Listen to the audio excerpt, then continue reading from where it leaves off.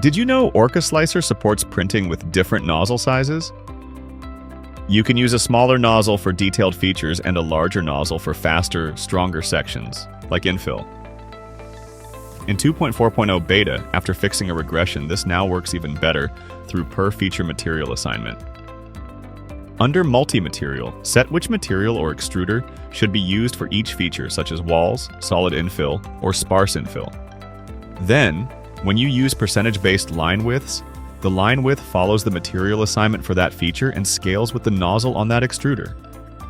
So for mixed nozzle setups, assign the feature first, use percentages for line widths, and check the preview before printing. A small nozzle stays precise, while a larger nozzle can still lay down wider, stronger, faster lines where it makes sense.